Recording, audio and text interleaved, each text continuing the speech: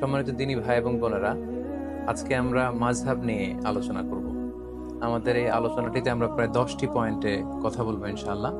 আমরা শুরুতেই বলবো মাযহাব কি, তারপর শুনবো মাযহাব একাধিক হওয়ার কারণ কি, তারপর মাযহাবের প্রয়োজনীয়তা, মাযহাবের উৎপত্তি ও ক্রমবিকাশ, সেই হিসাবে 4টি বিখ্যাত যে মাযহাব হানাফি মাযহাব, মালিকি মাযহাব, শাফি মাযহাব এবং হাম্বলি মাযহাব কি করে প্রতিষ্ঠিত হলো সে ব্যাপারে আমরা শুনবো। এবং সবশেষে এই মাযহাবের 4 ইমামের মাঝে সম্পর্ক কেমন ছিল এবং 4 ইমামের উদারতা, এবং একেবারে শেষে মাযহাব নিয়ে আমাদের সমাজে প্রচলিত সমাজে যে বাড়াবাড়ি চলছে সেগুলোর ব্যাপারে আমরা কথা শুনবো ইনশাআল্লাহ। তো শুরুতে আমরা জানবার চেষ্টা করব যে মাযহাব কি। আমরা জানি যে মাযহাব এটা হচ্ছে আরবি শব্দ। এই মাযহাব শব্দের অর্থ হচ্ছে পথ বা মত কিংবা অভিমত, অর্থাৎ ইমামদের গবেষণালব্ধ যে মতামত বা অভিমত, এটাকে আরবিতে মাযহাব বলা হয়। ইংরেজিতে যেটাকে বলে স্কুল অফ থট। সংক্ষেপে বলা যায় যে যে পথের গন্তব্য কোরআন এবং সুন্নাহ, সেটাই হচ্ছে মাযহাব। অনেক সময় এমন হয় যে কোরআন এবং সুন্নাতে যে বিধিবিধানগুলো দেয়া হয়েছে সেগুলো সরাসরি হয়তো আমাদের বুঝে আসে না, কিংবা মানাটাও আমাদের জন্য কষ্ট হয়ে যায়। সেক্ষেত্রে এটাকে বুঝবার জন্য, এটাকে সহজভাবে আমল করবার জন্য আমাদেরকে মাযহাবের থ্রুতে, মাযহাবের যে মতামত সেটার থ্রুতে যদি আমরা আমল করি, সেটা আমাদের জন্য আমল করা অনেক সহজ হয়ে ওঠে। তাহলে আমরা বলতে পারি যে মাযহাব কোরআন সুন্নাহ বিরোধী কিছু নয়, বরং কোরআন এবং সুন্নায় যে বিধানগুলো রয়েছে এগুলোকে একটা ইন অর্ডারে, একটা সুবিন্যস্ত ধারাতে নিয়ে আসার চেষ্টা করা হয়েছে এই মাযহাবে।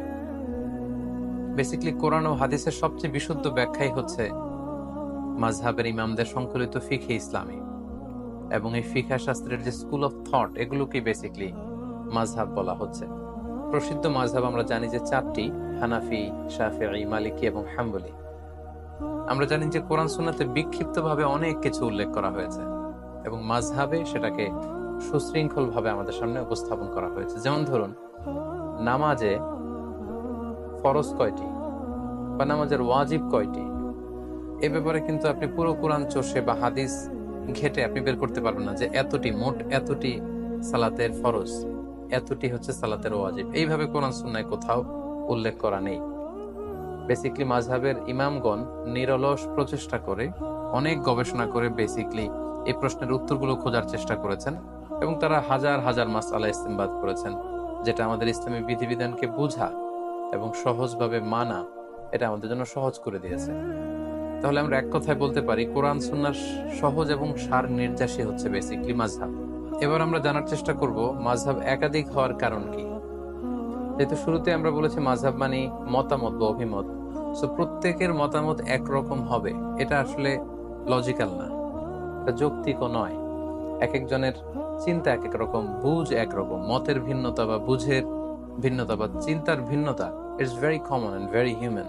এটা মানুষের মাঝে থাকবেই, এটাই মানুষের সহজাত। এ কারণে একাধিক মতামত কোরআন সুন্নাহর বিষয়ে আমরা পাচ্ছি। পাশাপাশি রাসূল সাল্লাল্লাহু আলাইহি ওয়াসাল্লামের পক্ষ থেকেও একটি আমলের ব্যাপারে একাধিক কোনো একটি বিষয় একাধিক আমলও প্রমাণিত হয়েছে, ফলে একাধিক মতামত এখানে গড়ে উঠেছে। যেমন ধরুন, সালাতে কখনো কখনো রাসূল সাল্লাল্লাহু আলাইহি ওয়াসাল্লাম বুকের উপরে তিনি হাত বেঁধেছেন, কখনো নিচে হাত বেঁধেছেন, কখনো নাভির সাথে মিলিয়ে হাত বেঁধেছেন, কখনো নাভি সংলগ্ন নিচে হাত বেঁধেছেন।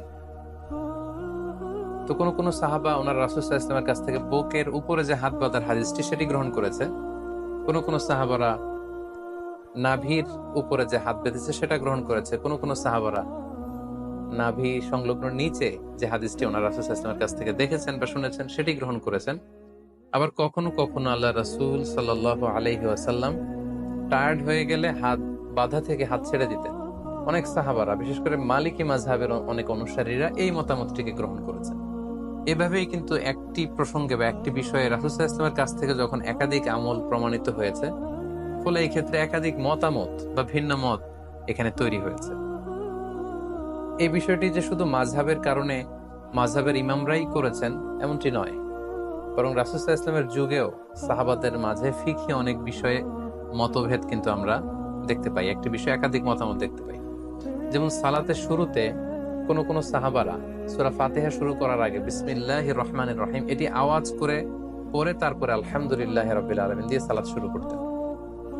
আবার অনেক সাহাবারা সালাতের শুরুতে বিসমিল্লাহির রহমানির রহিম এটিকে আওয়াজ করে পড়তেন না, বরং আলহামদুলিল্লাহি রাব্বিল আলামিন এখান থেকে জাহারি কেরাতে আওয়াজ দিয়ে শুরু করতেন। তাহলে দেখুন সাহাবাদের সময়ও কিন্তু একাধিক মতামত বা ভিন্ন মত পাওয়া গিয়েছে।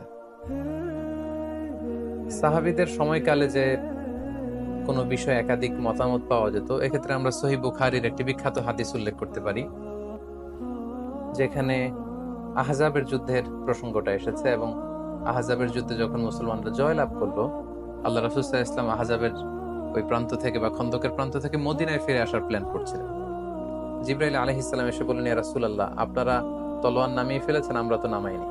আল্লাহ তাআলা আদেশ দিয়েছেন যে বনু কুরাইজাতে অভিযান পরিচালনা করতে হবে, আপনি মদিনাতে যাবেন না, বরং বনু কুরাইজার দিকে যান।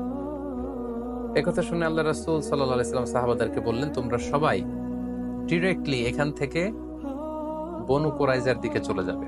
ভাষ্যটা ছিল এমন, লা ইউসাল্লিয়ান্না আহাদুন আল আসরা ইল্লা ফি বানি কুরাইজা, মানে তোমরা কেউই কিন্তু পথিমধ্যে আসর পড়বে না, বরং বনি কুরাইজায় পৌঁছে তারপরে আসরের সালাত পড়বে।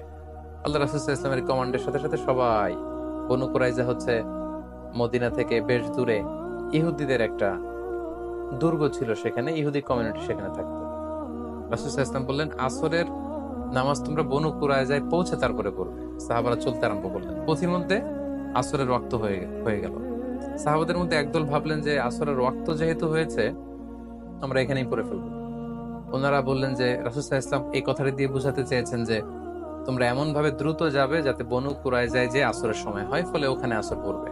কিন্তু যেহেতু আমাদের লেট হয়ে গিয়েছে, ফলে আমরা আসরের সময় হওয়ার সাথে সাথে পথিমধ্যে পড়ে ফেলবো। ওনারা এই চিন্তা থেকে মাঝপথে আসর পড়ে ফেললেন।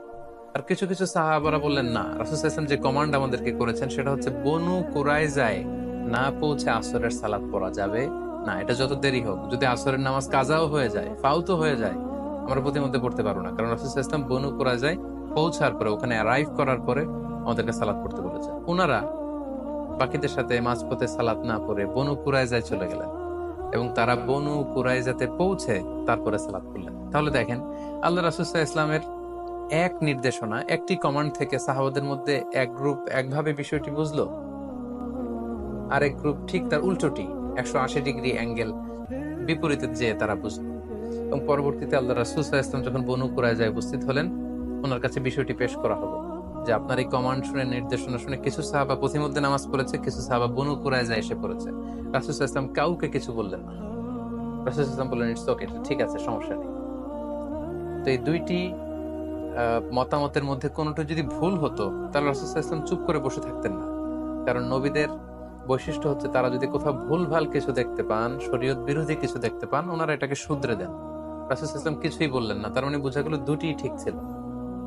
কোন একটি বিষয়ে একাধিক জিনিস যে হক হতে পারে, বনু কুরাইজার এই ঘটনাটাই তার প্রমাণ বহন করে।